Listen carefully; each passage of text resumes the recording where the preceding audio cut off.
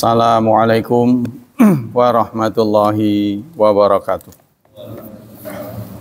Innal hamdalillah nahmaduhu wa nasta'inuhu wa nastaghfiruh wa na'udzu billahi min syururi anfusina wa min sayyiati a'malina. May yahdihillahu fala mudhillalah wa may yudlil fala hadiyalah. Asyhadu an la ilaha illallah wa asyhadu anna Muhammadan abduhu wa rasuluh la nabiyya ba'dah. Allahumma salli wa sallim ala nabiyyina Muhammad sallallahu alaihi wasallam wa ala alihi wa sahbihi wa man sara ala nahjihi ila yaumiddin, amma ba'd. Ayo ikhwah, kita lanjutkan kajian tafsir masih di surat ke-8 Al-Anfal ayat 59. A'udzu billahi minasy syaithanir rajim. Bismillahirrahmanirrahim. Wala yahsabannal ladzina kafaru sabaqu innahum la yu'jizun. Wala yahsabanna, asalnya yahsabanna, ini yahsabu ya. Hasiba yahsabu. Yahsabu ini fi'il mudhari, kata kerja progresif. Tasrifan pertama, pelakunya adalah laki-laki tunggal. Ketiga, orang ketiga laki-laki tunggal. Dia. Jadi janganlah ia mengira. Terus ada nun ya, tasydid, jadi dibaca yahsabanna, asalnya yahsabu. Nah, jadi artinya apa? Dalam bahasa Indonesia itu ditambahkan partikel lah, janganlah. Jadi jangan dengan janganlah itu lebih kuat janganlah. Jadi ya, ada tambahan lah itu dalam bahasa Indonesia menekan, penekanan. Kalau dalam bahasa Jawa sini aja nyangke temen, ada teman-teman maksudnya, benar-benar. Jadi jangan menyangka, jangan mengira.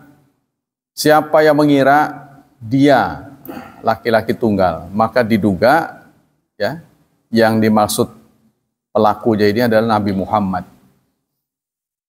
Tapi mengapa dia? Ya itulah kehendak Allah. Kenapa bukan tahsabu? Janganlah kamu mengira, gitu kan? Karena ini kan ayat disampaikan oleh Jibril kepada Nabi Muhammad. Maka biasanya ini akan menimbulkan multitafsir. Ya, jadi multitafsir terjadi itu biasanya pada isim domir, isim mausul, dan isim isyarah. Alladzina kafaru, orang-orang yang kafir, ini menjadi objek. Jangan mengira terhadap orang-orang kafir. Yang mengira siapa? Dia. Nanti ada tafsirnya. Jadi tafsir itu lebih lengkap ya. Mengira apa? Sabaku, bahwa mereka sabaku, mendahului, ngebalap. Ya, kata musabaqah juga berasal dari sabaku. Tapi kalau di arti ngebalap itu kurang pas di telinga. Maka diindonesiakan dengan jangan orang kafir mengira bahwa mereka akan lolos. Ngebalap. Maksudnya melampaui apa? Melampaui takdir Allah. Ya, lolos dari takdir. Kan Allah memberikan takdir, orang kafir pasti celaka. Jangan dikira mereka akan lepas dari jerat Allah. Akan mendahului gitu, ngebalap. Sehingga lolos dari pantauan Allah. Janganlah ya di Kementerian Agama, Departemen Agama, dan janganlah orang kafir mengira bahwa mereka akan dapat lolos. Ya, atau luput. Innahum la yu'jizun. Sesungguhnya mereka la yu'jizun. Mereka tidak bisa melemahkan. Sesungguhnya mereka tidak bisa melemahkan Allah. Yu'jizun ini kata yang sama dari kata mukjizat. Mukjizat kan kita tahu mukjizat. Jadi mereka tidak bisa memberikan mukjizat apapun pada Allah. Melawan Allah nggak ada. Mukjizat itu artinya melemahkan. Ada sesuatu yang lebih sehingga orang kedua mengagumi. Nah, orang kafir itu tidak ada yang dikagumi bagi Allah. Ya. Nah, kita sekarang ke tafsir. Qala Ibnu Katsir, berkata Ibnu Katsir, yaqulu ta'ala li nabiyhi. Allah berfirman kepada nabinya. Nah, oleh Ibnu Katsir, yahsabu diganti tahsabanna. Jadi asalnya janganlah dia mengira. Tapi oleh Ibnu Katsir dikatakan janganlah kamu mengira, kamu diganti dianya dengan kamu. Nah, itulah berarti artinya pelaku mengira ini adalah Nabi Muhammad. Ya Muhammad, janganlah kamu mengira, ya Muhammad, alladzina kafaru sabaku, bahwa orang-orang kafir itu akan lolos, sabaku mendahului. Aifatauna, artinya mereka bisa lepas dari pantauan kami. Fala naqdiru alaihim, kami tidak bisa menangkap mereka. Jangan dikira begitu. Balhum tahta qahri kudratina, bahkan mereka juga di bawah pantauan kami, tidak bisa lepas. Cuma itu, kalau kita saksikan sekarang kok beda dengan zaman sebelum Nabi Muhammad. Begitu ada pelanggaran langsung des gitu kan. Ada umat sekedar minta supaya diberi kesempatan melihat Allah, langsung sambar petir. Kalau sekarang kan permintaannya lebih jahat lagi kan. Ada yang ateis, sama sekali nggak percaya, atau maksiat, durhaka, islah pokoknya banyak kalau mau diinventarisasi. Tapi kenapa hukuman-hukuman itu tidak seperti yang Allah berikan pada umat terdahulu? Ya inilah permintaan Nabi Muhammad. Bukan Allah. Ya. Permintaan Nabi Muhammad yang dikabulkan. Nabi kan pernah saya sampaikan minta 3 dikabul 2. 1, Nabi minta supaya umat Islam jangan sampai habis. Ya, jangan sampai habis sama sekali. Nggak ada umat Islam di bumi ini, jangan sampai dikabul oleh Allah. Maka dalam sejarah Anda lihat, sebelah timur dipukul, barat banyak. Barat dipukul, timur banyak. Begitu aja terus. Makin banyak, makin banyak. Dipukul makin banyak, dipukul makin banyak. Yang kedua, Nabi meminta agar hukuman yang diberlakukan kepada umatnya ya, diberi tempo sampai kematiannya. Jangan instan. Yang dulu-dulu instan. Sekarang diminta diberi tempo sampai kematiannya. Dan sifatnya pribadi. Jadi hukuman itu diminta sifatnya pribadi. Jangan kumulasi. Dan akumulasi jangan. Jangan kumulatif. Jadi satu pelaku semua menjadi korban. Jangan. Tapi diminta untuk satu persatu aja. Nah itu dikabul oleh Allah. Permintaan yang ketiga yang tidak dikabul, Nabi minta agar umat Islam bersatu. Otomatis itu. Otomatis bersatu, nggak usah disuruh-suruh lagi. Nah ini yang nggak dikabul.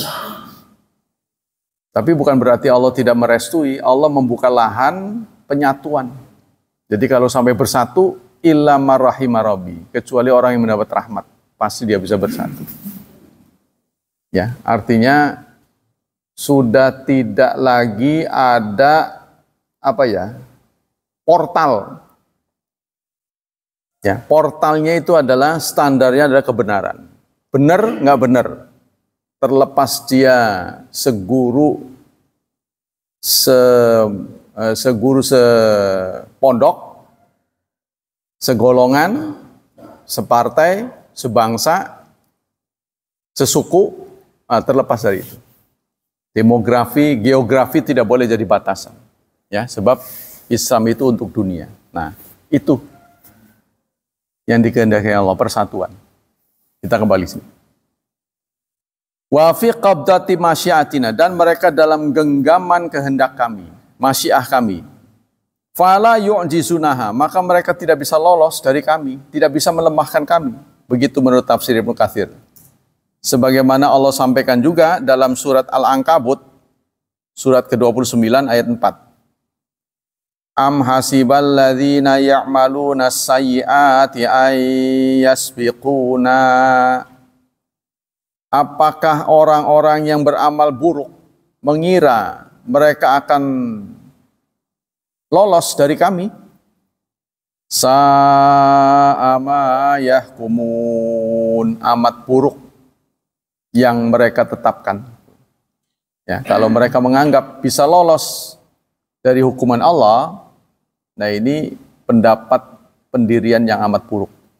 Tidak akan lolos. Cuma kita aja kadang-kadang nggak sabar. Kita kadang-kadang menuntut keadilan. Saya mau udah bener, dikasihnya begini, dia nggak bener kok lancar dan sebagainya. Itu kita suka nuntut.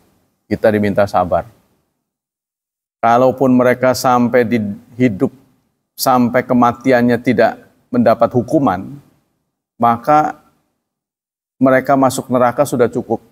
Hasbuhum jahannam. Kalaupun di dunia ini kita melihat orang yang melanggar aturan Allah, durhaka pada Allah, hidupnya enak, nyaman, lancar, itu pun ketika nanti di akhirat masuk jahannam, itu sudah cukup. Ya. Apalagi nanti Allah tetapkan hukuman-hukuman yang lain. Sebab itu tadi, hukuman di dunia ini tergantung dengan ilmu. Kalau mereka tahu ilmunya, lolos, nah, tidak akan kena jerat. Kita yang nggak tahu ilmunya, ya kena. Contohnya, kita membangun masjid tinggi sekali. Tapi tidak ada pengendali petir katanya, bukan penangkal petir. Petir nggak bisa ditangkal. Pengendali petir, kan? Masjid kita bangun, kan pernah sini ya? Sini juga kena kan, pernah kan? Lampu di atas kena, hilang. Sementara ada orang membangun kuil contohnya, berhala tinggi banget, tapi dia pakai penangkal, pakai itu pengendali petir, ya otomatis dia selamat karena dia tahu ilmunya. Sama dengan begitu. Ya, kita orang Islam harus kuat, harus kaya, harus kuasa.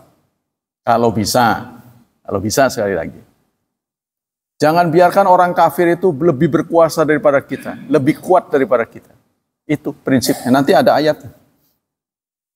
Kita harus kuat. Kalau kita penegak kebenaran, maka harus ditegakkan oleh orang yang kuat. Bagaimana kita bisa menegakkan? Wong kita aja nggak tegak.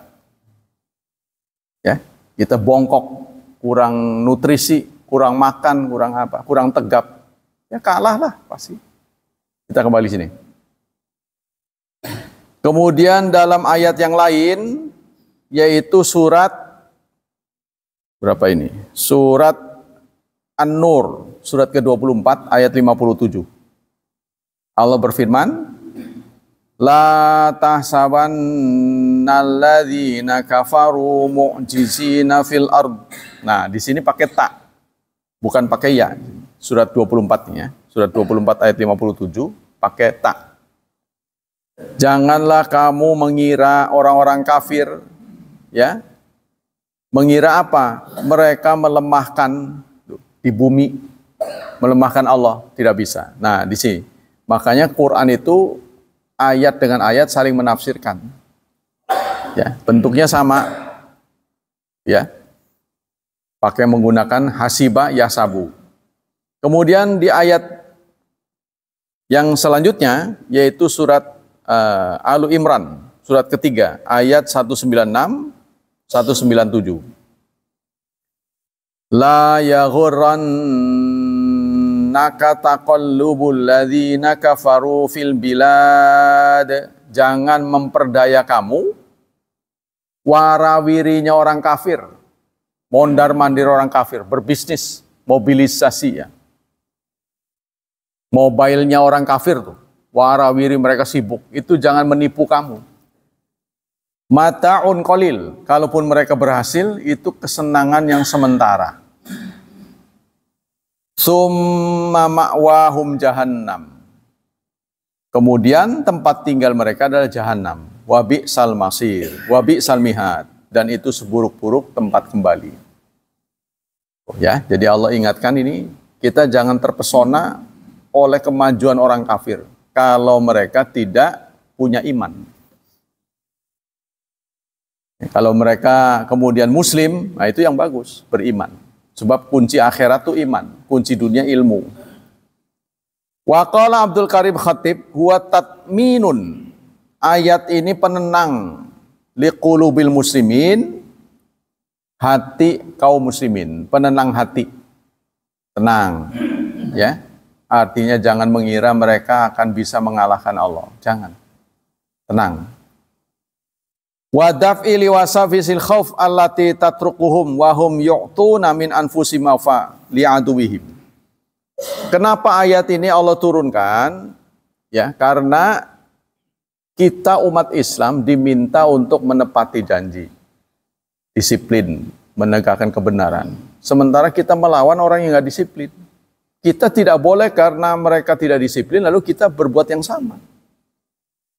Nah, kapan menangnya rekonon? Itu kan?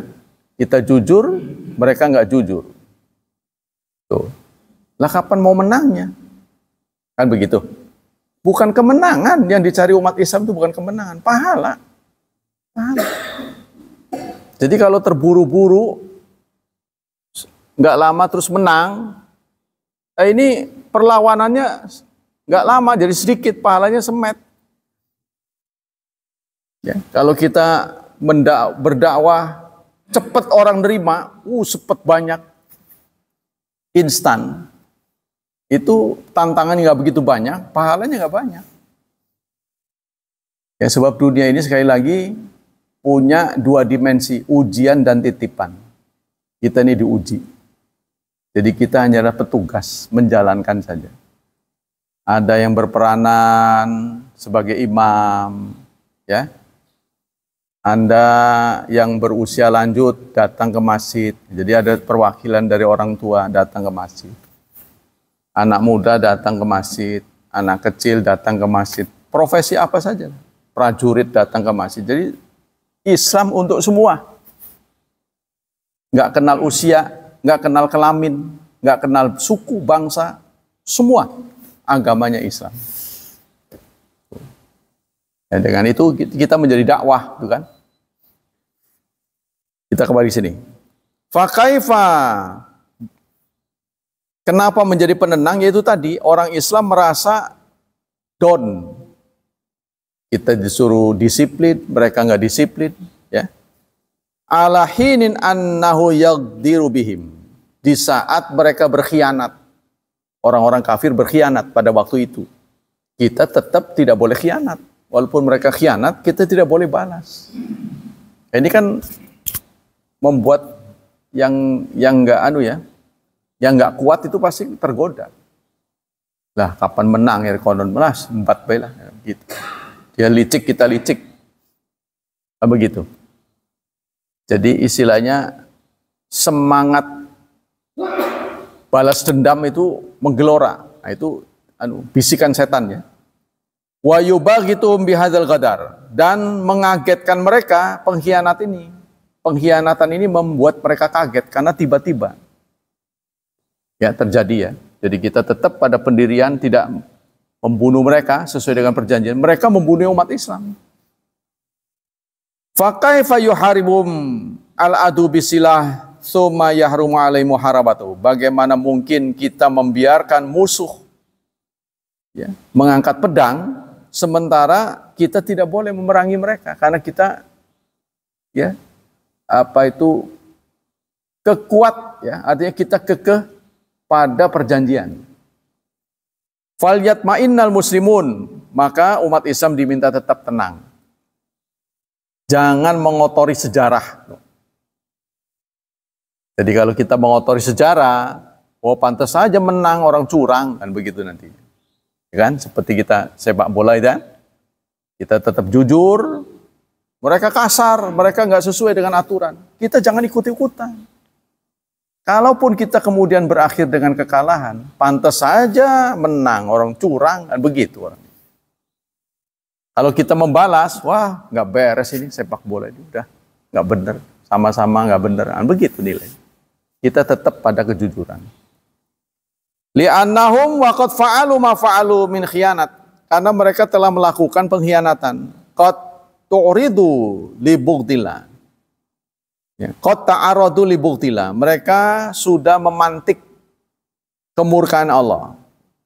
Wallahu la yuhibbul khainin. Allah tidak menyukai orang yang khianat. Wa hasbuhum hadza khusranan wa balaan.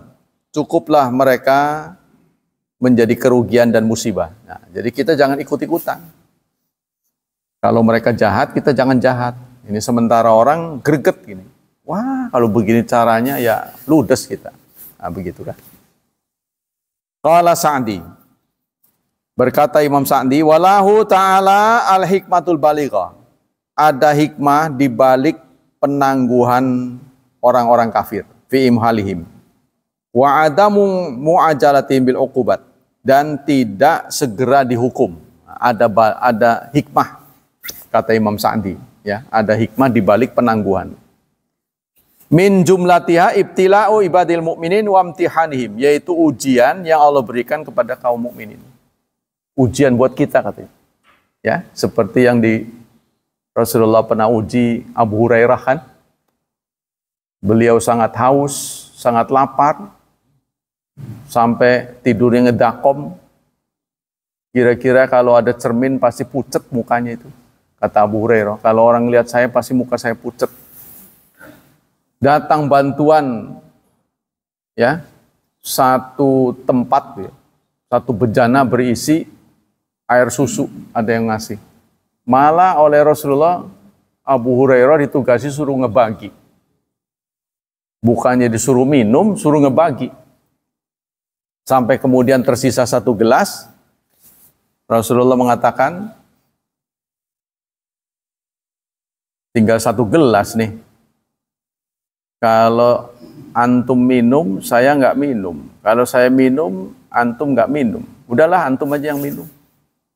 Minumlah Abu Hurairah. Sembari, ya singkatnya bahasa kita mengedumel lah. Apa nggak tahu ya, saya lagi diledek pisan sama Rasulullah. Abu Hurairah, kamu ngerti nggak kenapa saya suruh kamu bagi-bagi minuman? Kenapa? Karena saya tahu kamu kuat. Ini kenapa? Namanya ini kalau bahasa kita ngeledek. Ya kan? Karena saya tahu kuat. Nah, begitu juga umat Islam. Kenapa diuji sedemikian rupa? Karena Allah tahu kita kuat. La yukallifullahu nafsan illa wusaha. Karena Allah tahu persis pasti kita bisa lulus dari ujian. Nanti kita akan petik di akhirat. Tuh, keberuntungan itu kita, waduh, untung aja saya dulu sabar. Nah, begitu nantinya. Jadi dapat pahala besar. Wah, dapat dia segini ternyata. Waduh, alhamdulillah. Wa tazawaduhum min ta'atihi. Dan membekali mereka ketaatan. Kan nanti ada tuh, ya, dalam Quran ada ujian kan, binahar, dengan sungai. Mereka haus, faman syariba minhu, ya, falaisa minni. Barang siapa yang minum, bukan golongan kami. Kan ada tuh ujian begitu. Wa malam yat'anhu fa innahu minni illa ghurfatan biyadi, kecuali dengan tangan. Yang nyangu tidak boleh ikut malah. Dianggap bukan golongan. Lagi haus-hausnya, ketemu sungai, hanya boleh minum di situ, nggak boleh nyangu. Kalau yang nyangu, minggir, jangan ikut. Nah, ini kan berat ujiannya. Ya. Buat prajurit itu berat sekali. Wa ta'min ta'al wa maradihi, dan keridhaan Allah, ma yasiluna bil manazil aliyah, sehingga dengan ujian itu umat Islam akan sampai ke tempat yang tinggi, nah, posisi yang tinggi. Wattisafum bi akhlaq wa sifat, dan mereka mendapat akhlak, ujian dari Allah, akhlak dan sifat yang baik. Walam yakunu bi ghairi balighiha. Belum pernah bisa dilakukan oleh komunitas lain. Dan inilah Islam. Ya, Islam itu bisa membuat orang bermanuver. Yang tadinya jahat banget bisa menjadi baik banget. Itu jarang bisa dilakukan orang. Contohnya adalah Umar bin Khattab. Beliau adalah pembunuh bayaran. Kira-kira baru dengar namanya aja orang gemeter. Ya, artinya preman profesional. Betul-betul preman dia. Tapi setelah dia muslim, kekuatannya dipakai untuk membela kebenaran. Ya, waktu hijrah, orang-orang menyumput-nyumput, dia mah terang-terangan.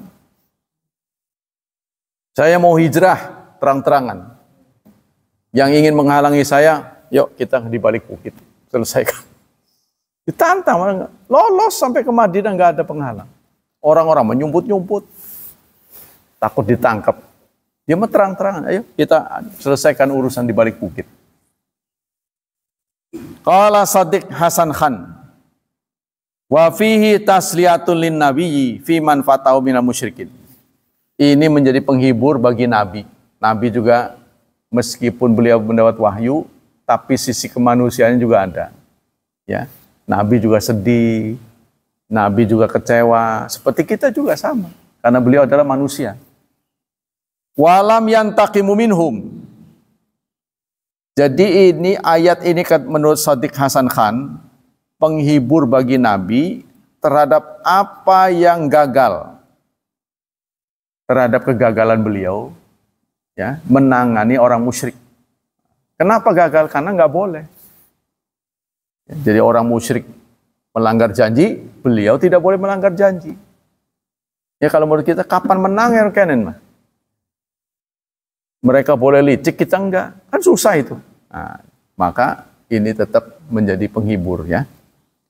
Walam yantaqimu, dan Allah tidak menghukum mereka. Fa'alamahumullah annahum la yu'jizun. Maka Allah memberitahu pada ayat ini, walaupun kamu tidak bisa menghukum mereka, mereka tidak akan lolos dari takdir Allah.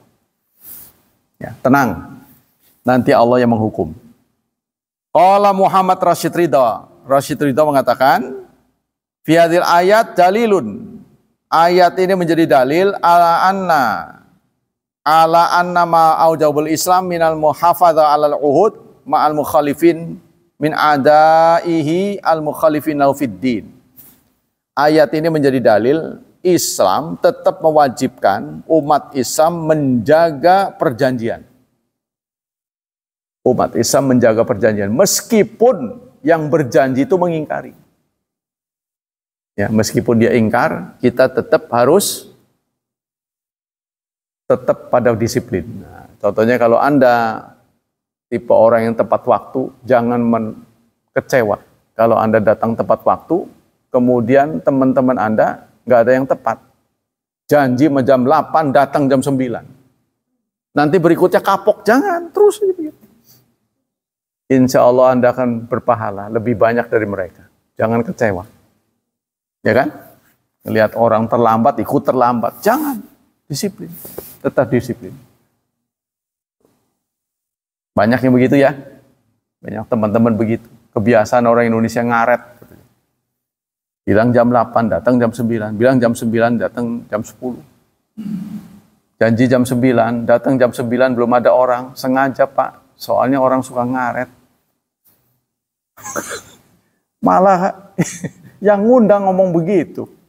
Ya, jangan kecewa. Nah, Jepang katanya menjadi bangsa yang maju karena dia membiasakan diri 5 menit apa 10 menit sebelum waktu dia sudah di tempat. Bangsa Jepang sangat disiplin. Ya, kita harus begitu. Tapi soal disiplinnya udah buruk lah pokoknya kita. Buruk sekali. Kecuali acara kenegaraan barangkali. Baru disiplin. Wa ma harama'u minal khianat lahum fiha. Dan Islam mengharamkan khianat. Jadi kalau musuh kita khianat, ya, kita tidak boleh merespon mereka dengan khianat yang serupa. Tetap haram. Nggak boleh. wa ma syara'ahu minal adli, dan Islam juga mensyariatkan adil, wasiraha fi muamalatim, dan terang-terangan, jangan sembunyi-sembunyi. Kalau memang sudah tidak bisa dipertahankan perjanjian, sudah duduk bersama, ya, lalu kita membicarakan pembatalan, baru kita serang. Jadi sebelum ada kesepakatan pembatalan, tidak boleh kita curang. Curang tidak boleh dalam Islam. Laisa an dha'fin wala ajzin. Kelakuan seperti itu bukan karena dhaif, bukan karena kita tidak punya kekuatan. Bal an quwwatin wa ta'yidin ilahiyin, tetapi kuat dan mendapat dukungan dari Allah. Ya, ta'yid ilahi. Jadi kita jangan merasa kecewa dengan tetap jujur, tetap lempeng, biarpun semua orang begitu. Semua orang nggak jujur, semua orang nggak tepat waktu, kita tetap disiplin. Ini yang susah, ya. Yang susah begitu. Tetap kita sholat awal waktu, walaupun tetangga kanan kiri pada telat aja, biarin. Toh nanti yang akan dapat bagian Anda sendiri. Waqad nasara Allah Ta'ala muslimin ala yahudi al-khainin. Pada akhirnya kita lihat kemenangan berpihak pada umat Islam. Ya kan? Di akhir episodenya umat Islam yang menang. Mereka-mereka itu kalah akhirnya. An-naqidina li ahdihim, yang mengingkari janji mereka. Wa thabata bihadza anak kita muslimin lahum. Dan kemudian Allah menurunkan perintah untuk memerangi mereka. Wa ijla'ihim li baqiyati saif, dan menawan mereka, mengusir min jiwari asimatil Islam, ya, dari ibu kota Islam. Nah, mereka diusir dari Madinah. Nanti di periode tertentu, ya. Suma min mahdihi wa mu'allaqahi al-Hijaz. Kemudian mereka diusir dari Hijaz, kana adlan wa haqqan, adalah keputusan yang benar dan adil. Lanjut ayat berikutnya. Wa a'iddu lahum mastata'tum min quwwah, siagakanlah, ya. A'iddu itu artinya menyiapkan. Nah, a'iddu juga berasal dari kata menghitung. Artinya buatlah perhitungan, ya. Rencanakan dengan baik. Siagakan lahum, untuk mereka, mastata'tum, apapun yang kamu mampu, min quwwah, dari kekuatan. Jadi ayat ini menyuruh kita menyiagakan kekuatan apa saja untuk melawan musuh. Qala Muhammad Rashid Ridha, ulima minal ayat allati qabla hadhi anna alal kitab minal yahudi alladzina aqada nabi ma'ahum uhud allati amanahum biha ala anfusihim wa amwalihim wa hirbata dinihim faqad khanuhu. Sudah diceritakan, meskipun Nabi sudah menetapi, ya, perjanjian, tapi orang Yahudi tetap khianat. Maka ayat ini, ya, menyuruh Nabi untuk bersiaga, menyiapkan segala apa saja yang memungkinkan. Nah, inilah makanya negara-negara ini harus punya pertahanan, ya, seperti Indonesia. Walaupun dia nggak perang, tetap harus punya pertahanan. Ya, contohnya apa yang dikenal dengan alutsista. Alutsista, ya, yaitu alat utama sistem pertahanan, mulai dari senjata di tangan, bayonet, tempur, ya, alat-alat tempur pokoknya, tank baja, kapal selam, pesawat tempur, semua kita harus miliki. Walaupun nggak perang, nanti lama-lama termakan zaman, lapuk, harus beli lagi. Yang bekasnya udah.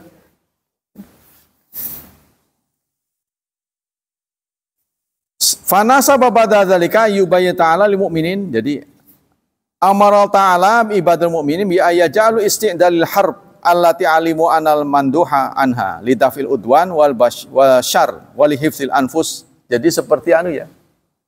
Seperti cadangan sama dengan pemadam kebakaran.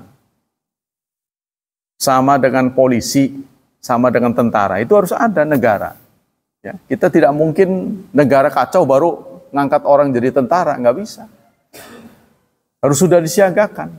Ya, ada infanteri, ada Kopassus, ada pasukan ini, angkatan udara, darat, laut, kita punya semua. Tindakan preventif, nggak bisa begitu perang langsung kita merekrut, nggak bisa.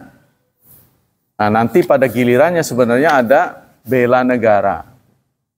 Kita ini di Indonesia belum ada kewajiban bela negara. Nah, tapi di negara-negara tertentu ada, seperti Amerika. Ya. Waktu itu Muhammad Ali pernah menolak bela negara karena dikirim ke Iran, Vietnam, karena dia melihat Amerika yang salah, jadi dia nggak mau, maka kena denda. Iya, wajib militer. Ya pernah digagas sih. Nah, tapi Indonesia kayaknya belum perlu. Khawatirnya apa? Ada kekhawatiran dari negara. Kalau wajib militer nanti yang dijadikan musuh malah aparatnya. Takutnya dia greget kan. Nanti dia bukan musuh, nggak musuh lama udah disiapin, nggak ada mulu jadi yang brengsek-brengsek jangan dihabisi. Ya kan? Ya, senjata makan tuan. Saat Umar menjadi Amirul Mukminin terbunuh, dia berpesan kepada Abdullah bin Umar, kamu bisa memilih tapi tidak boleh dipilih. Cukuplah keluarga kita itu satu saja kita. Tapi di kemudian hari, orang merindukan lagi kepemimpinan Umar, cucunya nanti buyutnya itu ada lagi. Siapa itu namanya? Umar bin Abdul Aziz namanya. Umar bin Abdul Aziz. Nanti buyutnya itu menjadi khalifah lagi. Ya. Waktu itu orang Islam mendapatkan makanan pokok itu sampai ngantri panjang. Tapi bisa dirubah dalam jarak kurang dari 2 tahun. Beliau ini menjadi khalifahnya 2 tahun. Betul-betul pembangunan luar biasa. Sama dengan Habibie. Habibie itu kalau nggak salah 30 bulan apa? Ya, menjadi presiden. Bahkan pertanggungjawabannya ditolak. Ya beliau senyum aja. Sebab beliau punya sumber daya manusia yang tinggi dimanapun orang pakai. Malah Jerman udah nunggu. Dia melepaskan jabatan dari Jerman untuk Indonesia. Indonesianya begitu. Ya, produknya tidak mendapat sambutan. Yang namanya itu Gatot Koco ya. Gatot Koco ya. Tutuko ya. Tutuko. Sekali terbang udah nggak pernah terbang lagi. Cuma sekali doang. Padahal dia adalah penggagas pertama yang disebut fly by fire. Jadi cukup kalau mau ke Singapura, dia ngetik aja Singapura, berangkat sendiri mesinnya. Jadi sang pilot tuh hanya ngawasinya otomatisnya. Penuntun aja. Jadi dia kalau trouble dia baru. Jadi ini otomatis. Kalau dulu kan pasti begini. Itu pertama kali diciptakan oleh Pak Habibie. Nah, kita lanjut. Sekarang hadis-hadis berkaitan dengan menyiapkan diri untuk perang. Dari Uqbah bin Amir al-Juhanni yaqulu sami'tun nabiyya wa huwa 'ala mimbar yaqul. Kata seorang sahabat, ya, Uqbah bin Amir al-Juhanni, saya mendengar Rasulullah bersabda di atas mimbar. Wa a'iddu lahum mastata'tum min quwwah. Ketika beliau membacakan ayat ini, lalu beliau melanjutkan dengan sabdanya, ala innal quwwata ar-ramyu. Ingatlah, kekuatan itu ada pada memanah. Makanya orang Islam sementara itu ya ngerajinin memanah. Di Taman Krakatau itu ada teman kita yang jualan panah dan sebagainya. Itu sampai internasional. Wah, bagus sekali. Giat di memanah. Ala innal quwwata ramyu. Ingatlah, kekuatan itu ada pada memanah. ala wa innal quwata ramyun. Sampai diulang oleh Rasulullah 3 kali. Kekuatan itu pada memanah. Ya, memanah, berenang, berkuda. Yang ketiganya ini kita tidak jalanin. Ya, katanya sih olahraga untuk manula seperti kita. Lanjut usia itu adalah berenang. Singkatnya, hadis-hadis ini ya meminta kita untuk membangkitkan kembali semangat yang ditanamkan oleh Rasulullah, siap-siap untuk perang. Nanti di akhir zaman katanya, segala yang berbau otomatis itu akan hilang. Jadi kembali kepada asal. Makanya Rasulullah tanamkan itu, berenang, berkuda, memanah, nanti akan tiba saatnya berguna buat kita. Kembali manual. Sebab begitu kutub diambil, ya, maka arah ini semakin kacau, satelit juga kacau, ya, otomatis itu. Semuanya kembali pada asal. Katakanlah listrik mati aja, ya, disabotase listrik itu, udah otomatis sinyal HP baterainya habis lama-lama. Sinyal HP juga nggak ada karena pemancarnya energinya habis, dan begitu semuanya. Ketergantungan kita terhadap listrik kan sudah dominan ya.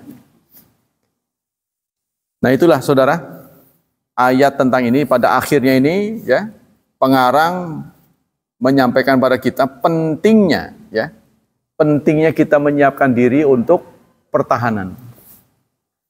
Ayat ini mendorong kita untuk memperhatikan sisi pertahanan. Jadi kita harus menghargai prajurit-prajurit kita ya, Kopassus itu. Itu katanya didesain untuk melawan 1:7 apa? Kopassus. 1:10 ya. Jadi walaupun dia anggota Kopassus, nanti di usia tertentu dengan sendirinya dia harus pensiun. Bukan usia 50, bukan usia tertentu dia. Lebih muda lagi. Ya, karena dia memang harus kuat Kopassus itu. Itu katanya begitu. Maka ada yang sudah ngerasain kan, pernah hidup dengan Kopassus. Iya, Pak Andi. Pengalaman dengan Kopassus, dibentak aja ketakutan. Bisa balik lagi ke BPI lah. Yang ramah-ramah. Ya itu mereka. Jadi kita harus menghargai ya. Jadi pertahanan ini. Kita kembali ke materi selanjutnya, yaitu fatwa dari Syekh Utsaimin. Bismillahirrahmanirrahim. Ada pertanyaan, ashtari salasata asyiqa manzilan bimalihim. Saya membeli 3 rumah untuk saudara-saudara saya. Jadi ada orang yang kaya, ya, dia gunakan hartanya untuk membeli rumah, diberikan kepada saudaranya. Wa kataba ahaduhum wasiatan. Mereka yang sudah diberi rumah ini menulis wasiat. Apa isi wasiatnya? Idza tawafaitu, kalau aku wafat, wan taqaltu ila rahmatillah, dan berpindah ke rahmat Allah, maksudnya wafat ya. Fa innani atruku tirkah li ikhwani al asyiqa.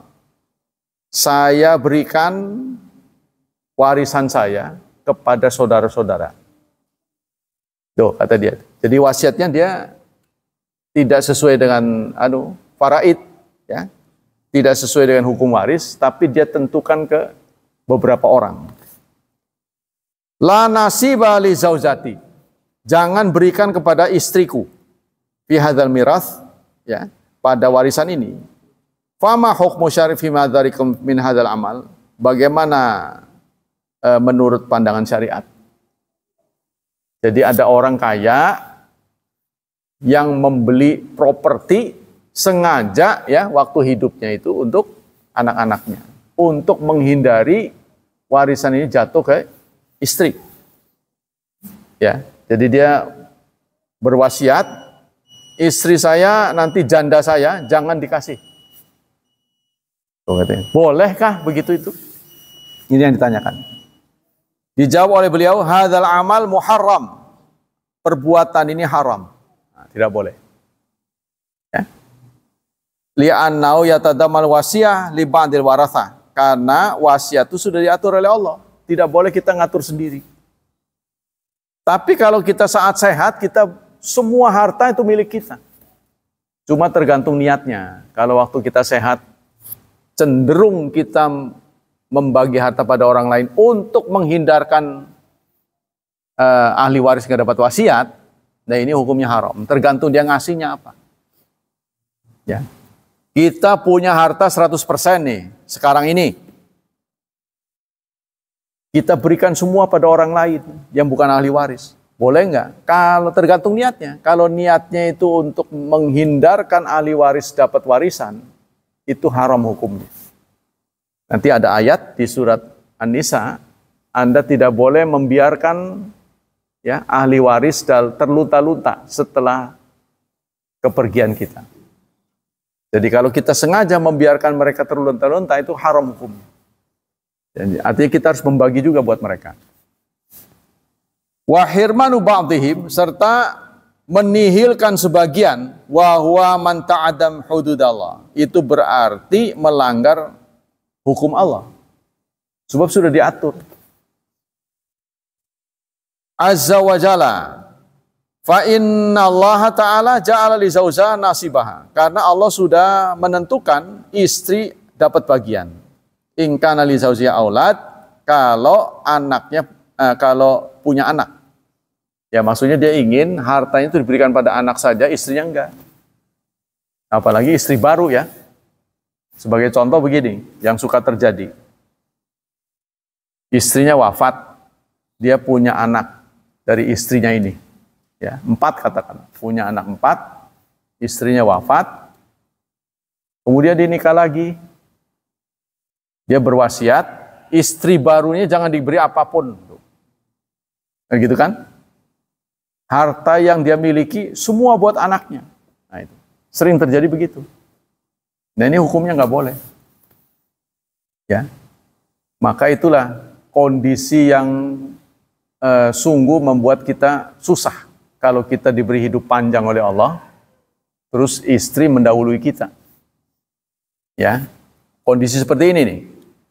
Kita diberi umur panjang, istri kita wafat duluan, anak-anak nggak mau tinggal serumah dengan kita. Jadi artinya kita hidup sendiri di rumah itu. Ya kan? Sementara manusia kan makhluk sosial, harus bergaul dia. Gimana? Anak suruh tinggal nggak mau. Tuh, beristri lagi anaknya protes. Bener nggak? Kita hari ini belum ngerasain. Nanti kalau Allah takdirkan begitu, bingung juga loh. Coba Pak Hilman bayangin dulu. Bayangin dulu, jangan terjadi. Istri duluan, ya meninggalkan kita. Anak-anak nggak mau tinggal sama kita. Kita sendiri nikah lagi nggak boleh. Terus mau ngobrol sama siapa? Ya kan? Itu yang susah. Dulu pernah dialami oleh Buya Hamka. Buya Hamka di saat tuanya istrinya meninggal duluan. Anaknya kan punya kesibukan masing-masing tuh udah misah pada. Anaknya sepakat mencarikan istri baru. Tuh. Sebab beliau tahu kita yang ngurus siapa gitu. So yang ngurus siapa? Makanya Buya sendiri nggak mau. Buya Hamka nolak, jangan. Saya sudah lansia. Tidak, Buya. Engkau harus ada yang ngurus. Jeleknya tuh begini loh. Kalau sekarang kita bertahan nggak ada orang di rumah, ninggal pun nggak ada yang tahu. Bener nggak? Ya kita nggak pernah tahu. Mending kalau ada sakit dulu, mending. Kalau tiba-tiba jatuh aja begitu, nggak ada yang tahu. Itu pernah terjadi pada saya sih. Jadi saya pernah ngebenerin pot, kebetulan sendiri. Ini bangku yang saya pijak rapuh, jatuh saya. Pernah nggak sadarkan diri.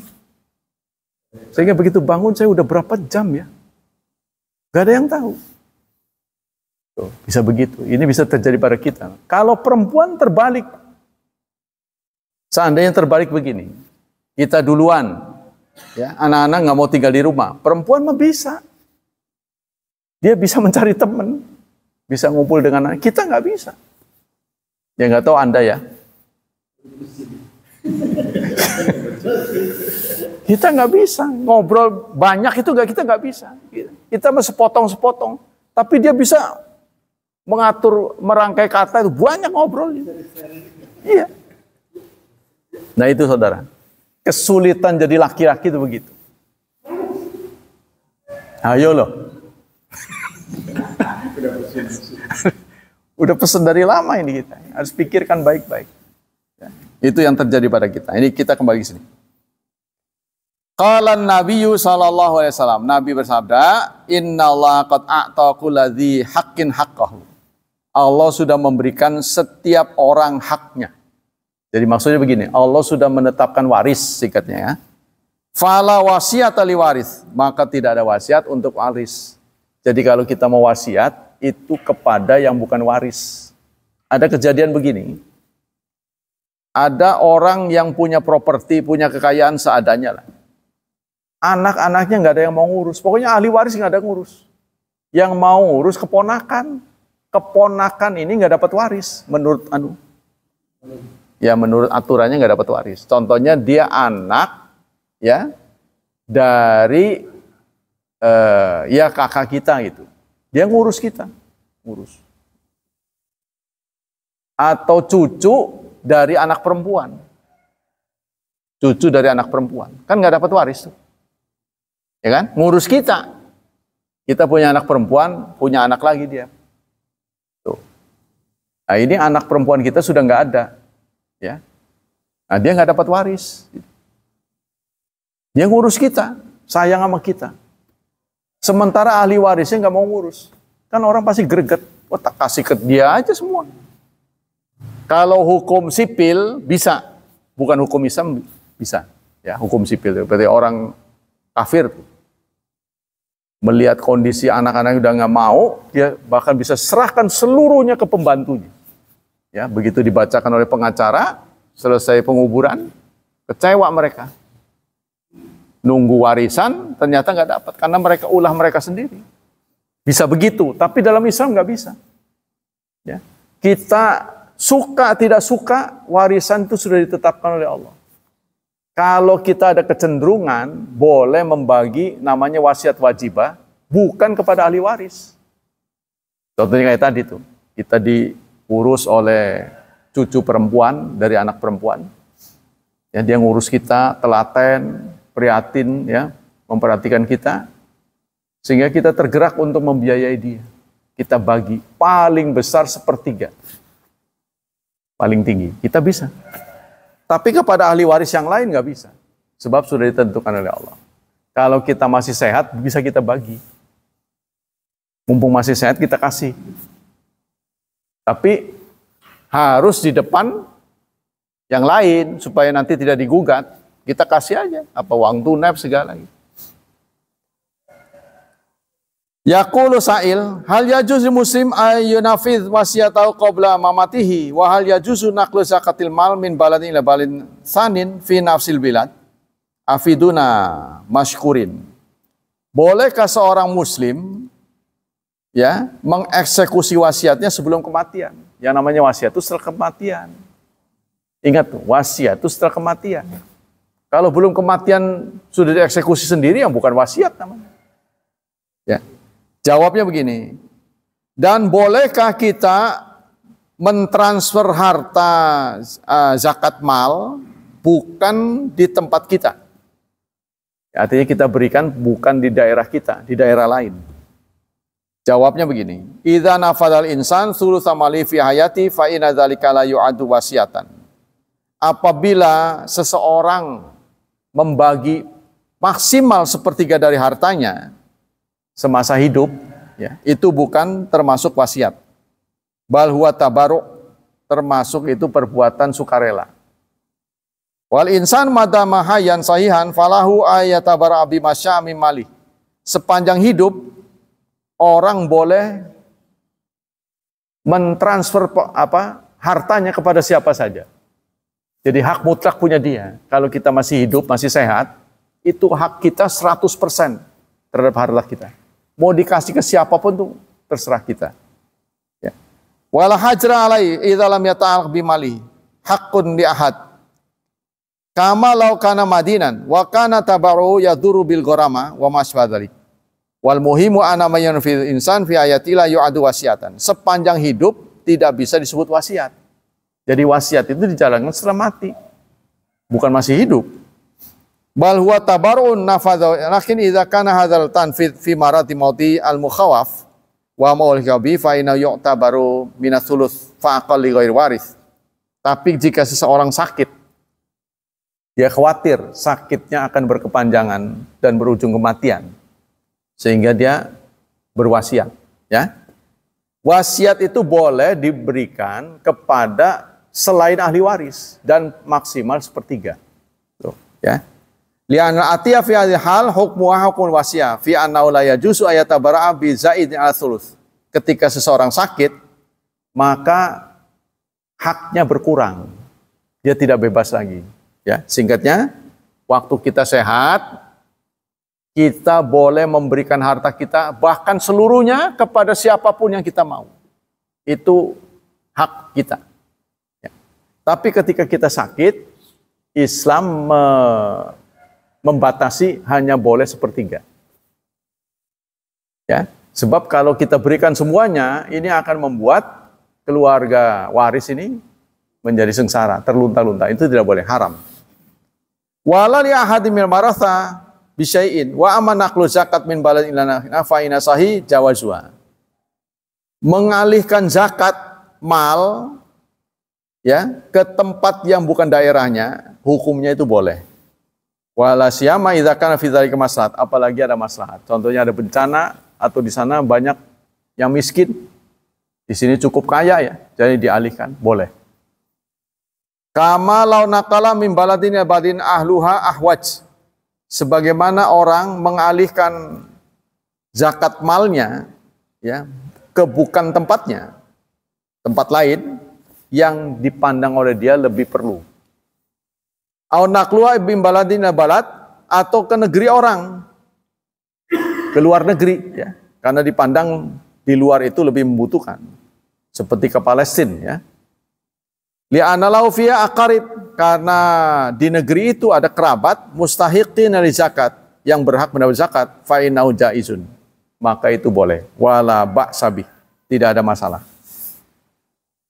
Baik, demikianlah hadirin hafizani hafizakumullah kajian pagi ini. Semoga Allah Subhanahu wa taala melipat gandakan pahala kita. Semoga Allah tetap berkenan melindungi dan menyelamatkan kita dari wabah dan fitnah, dari syubhat dan syahwat. Dan semoga Allah Subhanahu wa taala memudahkan hidup anak-anak kita, mentakdirkan mereka menjadi hambanya yang saleh dan salihat. Subhanakallah wa bihamdika asyhadu an la ilaha illa anta astaghfiruka wa atubu ilaik. Wassalamualaikum warahmatullahi wabarakatuh.